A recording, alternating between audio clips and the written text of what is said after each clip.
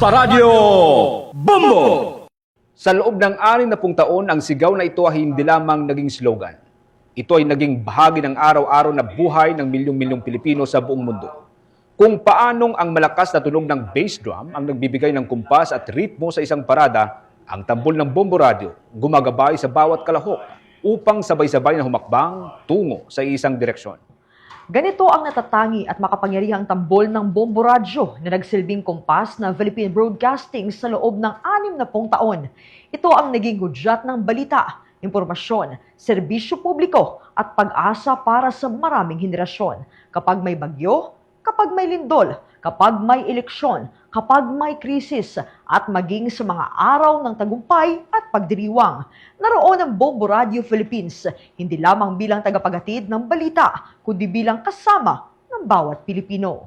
Ngayong Hulyo 6, 2026, ipinagdiriwang ng Bombo Radio Philippines ang isang makasaysayang yugto, ang ika-60 anibersaryo bilang pinakamatatag, pinakapinagkakatiwalaan at the #1 radio network in the country na nagsimula ang lahat ng ito noong Hulyo 6, 1966 sa pamamagitan ni Don Marcelino Florete Sr., ang visionary founder ng Bombo Radio Philippines, at sa masugid na pamamalakad ni Dr. Rogelio M. Florete, ang kasalukuyang chairman ng Bombo Radio Philippines sa ilalim ng Florete Group of Companies, mas lalong lumago at lumawak at umunlad ang Bombo Radio Philippines.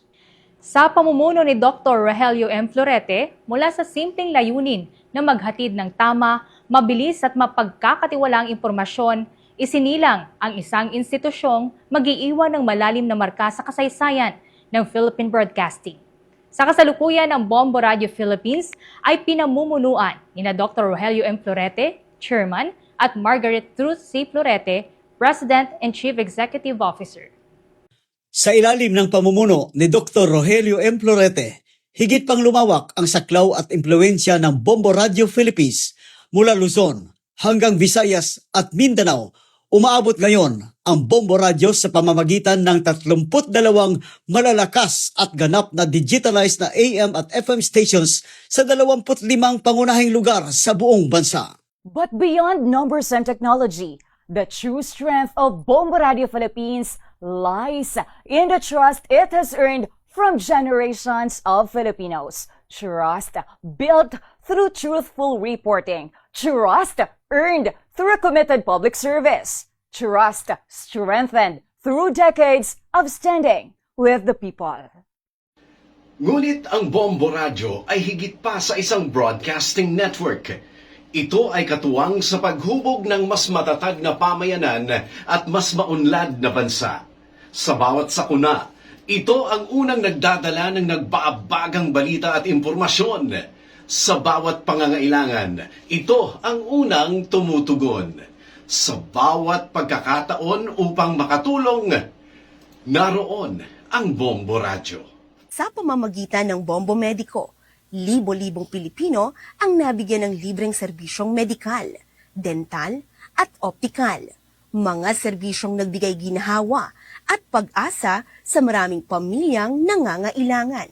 Sa pamamagitan naman ng dugong bombo, maraming buhay ang naligtas at nabigyan ng panibagong pagkakataon dahil sa kabutihang loob at kusang loob na pagdodonate ng dugo ng ating mga kababayan, mga kabombo at ka-Star Nation. At sa pamamagitan ng Bombo Music Festival, nabigyan ng entablado ang mga Pilipinong kompositor upang maipamalas ang kanilang talent, maitaguyod ang original Filipino music at maibahagi ang kanilang mga natatanging likha. These programs demonstrate that Bombo Radio's mission extends far beyond delivering news and information. It is about touching lives, uplifting communities, and creating meaningful positive change. Hindi rin matatawaran ang mga pagkilala na tanggap ng Bombo Radio Philippines sa loob ng 6 na dekada. Mula sa iba't ibang organisasyon at institusyon, kinilala ang Bombo Radio bilang huwaran sa larangan ng pamamahayag at broadcasting. Its stations nationwide have received numerous awards from the KBP Golden Dove Awards and the Catholic Mass Media Awards. A testament to its journalistic excellence is the achievement of its flagship newscast, Bombo Network News, which was adjudged Best News Program for 2 consecutive years, 2024 and 2025, by the Catholic Mass Media Awards. Kinilala rin ang Bombo Radio Philippines bilang Radio Network of the Year ng Rotary Club of Manila sa kanilang Pro Patria Journalism Awards 2026 sa natatangi nitong kontribusyon sa responsableng pamamahayag at pinagkakatiwalaang balita at impormasyon. Mga parangal na sumasalamin sa mataas na antas ng profesionalismo at dedikasyon ng buong Bombo Radio. At sa likod ng 60 taong tagumpay, may isang leader na naging mahalagang bahagi ng paglago at patuloy na pag-unlad ng Bombo Radio Philippines. Isang leader na nagbigay direksyon sa network sa panahon ng pagbabago at modernisasyon. Isang leader na naniniwala na ang katotohanan ay hindi maaaring ikompromiso at ang kahusayan ay dapat maging pamantayan. Sa ilalim ng kanyang pamumuno, pinalawak ang operasyon ng network, pinalakas ang kredibilidad ng pamamahayag, pinaunlad ang teknolohiya, at higit sa lahat, pinanatili ang diwa ng serbisyo publiko na siyang pundasyon ng Bombo Radio. You must understand your work, you must love your work, you must understand your work. Anywhere you go, in any undertaking that you go in life, wala man easy. Yan ay si Dr. Rogelio M. Florete, ang chairman ng Florete Group of Companies, kung saan napabilang ang Bombo Radio Philippines. Guided by his principle, the truth is non-negotiable and excellence is the benchmark. He inspired generations of broadcasters to uphold the highest standards of journalism and public service. So the effort for perfection should be constant. Constant na yan, hindi. Non-negotiable for us to present a good, entertaining program. Today, as we celebrate the 60 years of Bombo Radio Philippines, we honor a visionary leader whose commitment, dedication, and foresight helped transform Bombo Radio into the most respected broadcasting institution in the country. Earning trust is something that you have to work. And work 24 hours daily.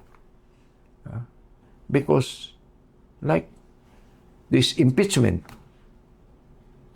this giving away of bags of money to certain politicians. No? So there are several sides to it. Your point, the point of the other side, whether nakatinggap siya, and the right side. 3 things that you have to consider.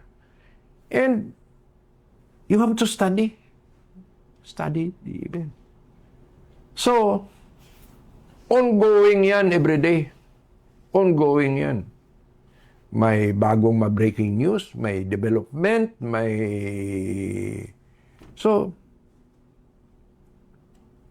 it is because of this format that Bombo Radio Anchor have laid down their lives in the search for truth. Sa ganun. So we should be ready for that. Dr. Florete has long been recognized as a pillar of Philippine broadcasting, a true captain of industry in media, as recognized by the Philippine Chamber of Commerce and Industry Western Visayas, as well as a Lifetime Achievement Awardee of the Kapisanan ng mga Broadcaster ng Pilipinas or KBP, whose contributions have shaped the landscape of radio journalism in the country. Among the many honors bestowed upon him are the Ninoy Aquino Award for Nationalism, the Dungog Sang Iloilo Award in the field of business, the Golden Salakot Award 2012, the Diamond Lifetime Achievement Award for Mass Media, and recognition as a business icon in the Visayas by the Philippine Chamber of Commerce and Industry or PCCI Visayas Chapter. Maraming salamat, Dr. Rogelio M. Florete. Ang inyong pamumuno at pananaw ay naging ilaw na gumabay sa Bombo Radio Philippines sa loob ng maraming dekada. Ang inyong pamana ay hindi lamang makikita sa tagumpay ng network, kundi sa milyon-milyong Pilipinong inyong napagsilbihan sa pamamagitan ng katotohanan, integridad at malasakit. Ika-60 taon, 60 taon ng paglilingkod. 60 taon ng katotohanan. 60 taon ng pagtindig kasama ng sambayanang Pilipino. At habang patuloy na umuusad ang panahon at nagbabago ang teknolohiya, Matatag ang pangako ng Bombo Radio Philippines na maging numero 1 at pinagkakatiwala ang pinagkukunan ng balita at impormasyon. 4 generations, past, present, and future, one name continues to resonate across the nation. A name trusted in times of crisis. A name respected for its integrity. A name that has truly become a way of life for Filipinos. Basta Radio. Bombo!